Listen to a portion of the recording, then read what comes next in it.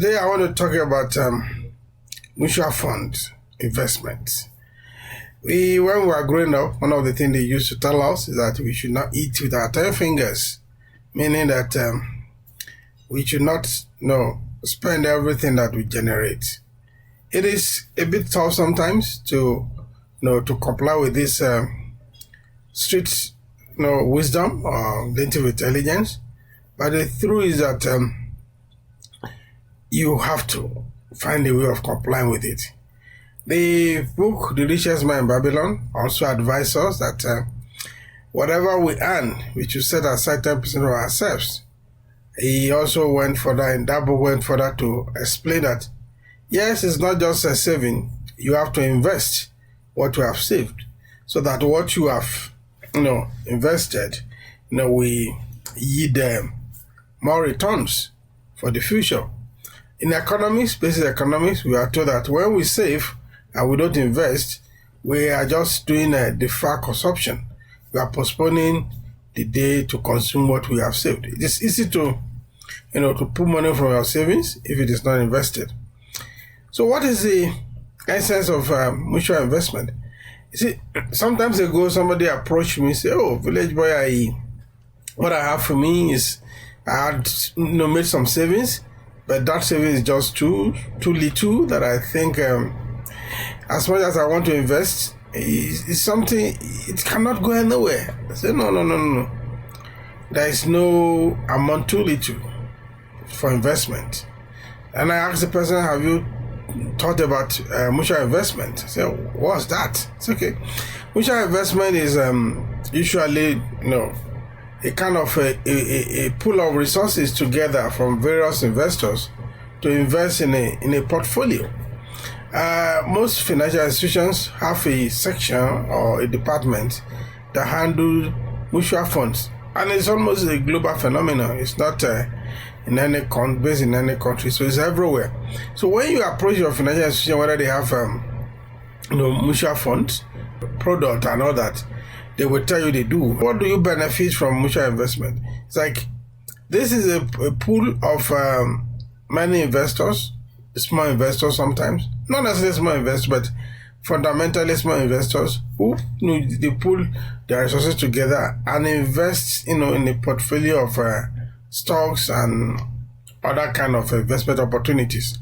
And they now share the returns, the rewards, the profit or the dividend that emanate from it.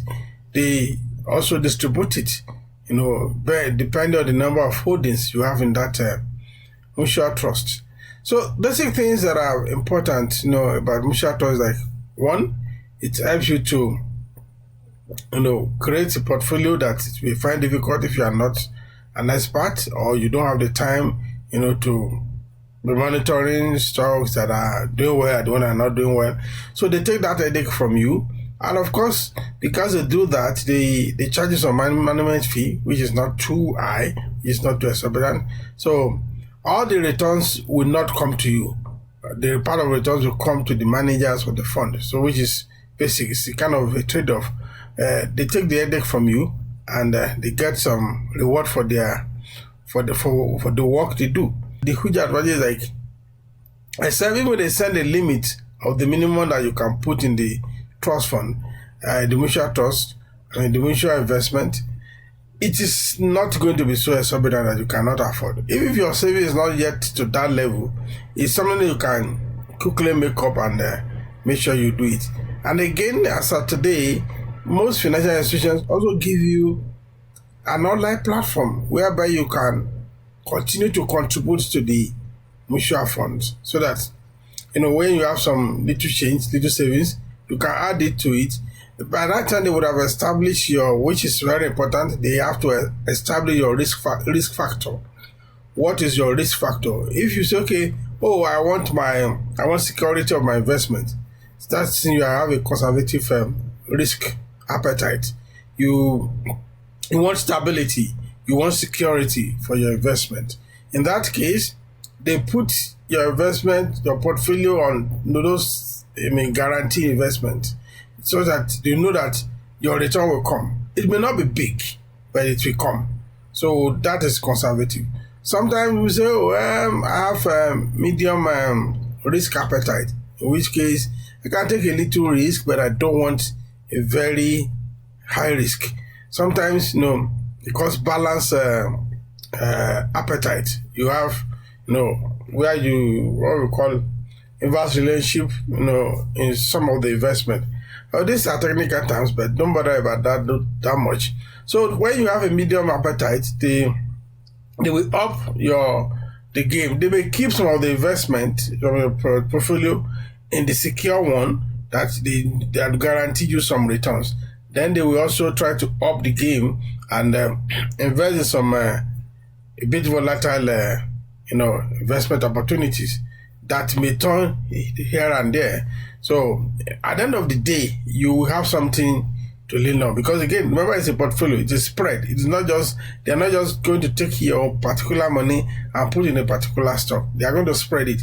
It's a pool. When they pull all these things, so they come in, there is a prorated amount. The ratio of your holding will determine the spread that you can get. So then there are those who may have high appetite. They are aiming for high returns. Of course, they will tell you that, okay, this high return is good, it's possible, but there's also a risk that may be as high as that.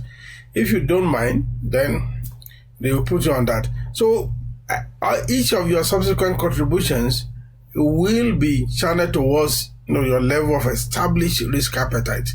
So that is what they do. And of course, you can also from time go back to your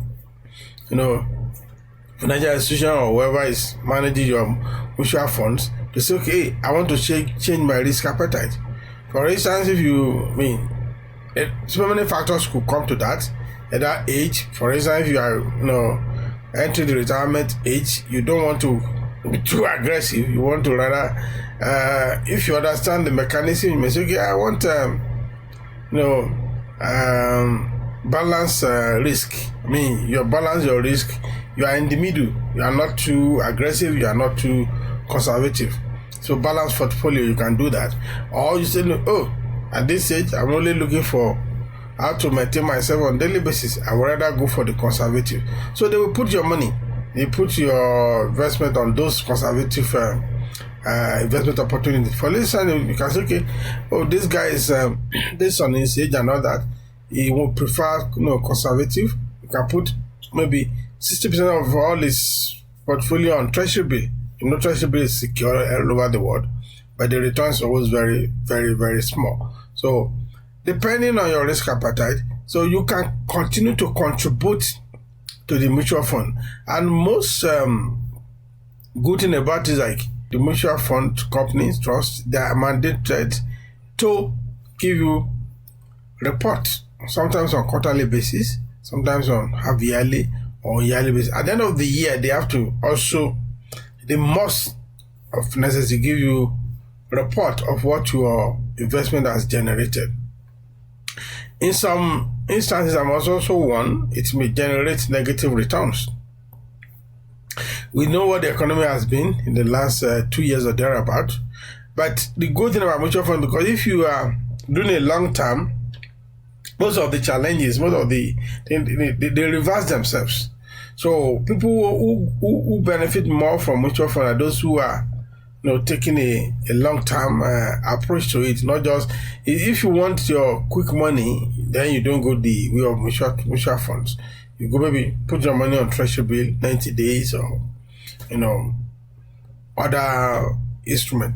Again, another good thing is that most of these mutual trust institutions are regulated.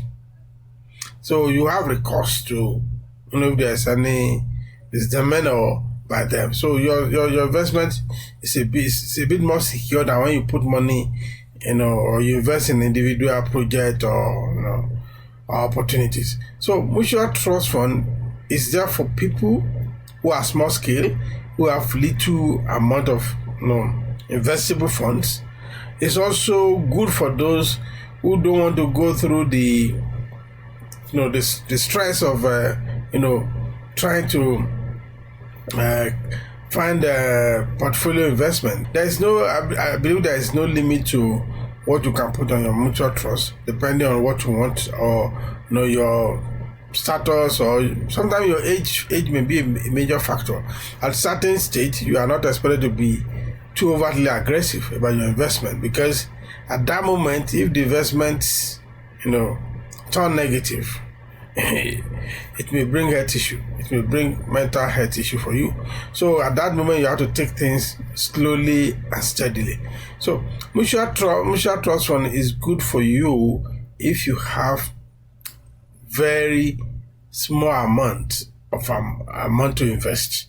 Don't say because what you have in your hand is too small, you cannot invest it. No, you can.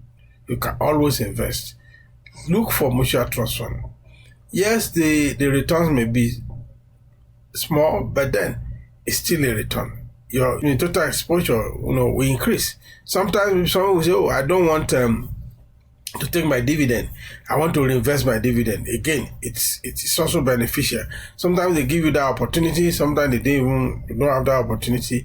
And of course, at every point in time, you can say, "Oh, now I want to liquidate my investment." You can. You have that freedom to do it. And those some institutions will say, okay, you have to keep the investment for a minimum period of time. These are things that could be explained to you at the onset. So it's not something that is going to take you by surprise. If they say, okay, the minimum period you can do is 2 years or 3 years, the choice is, for you to say, okay, I accept or I don't accept. But the thing is, like, there should be no limitation for you to invest what you have saved.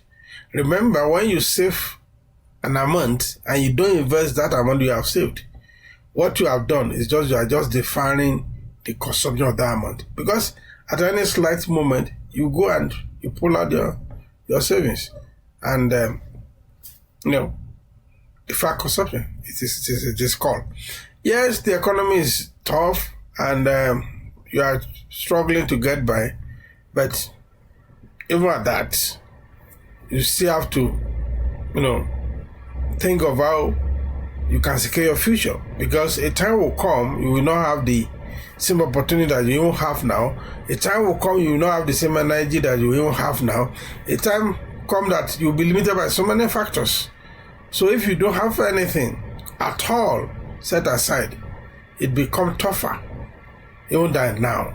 So to avoid a tougher future, struggle, discipline yourself, pull yourself together and put something aside and invest in mutual funds.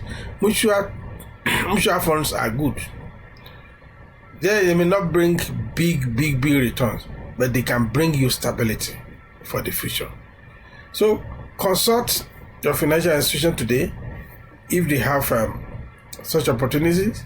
If they don't, look for organizations, institutions that they register and they are well regulated mutual fund trusts, and you will be glad you start putting something aside for your future.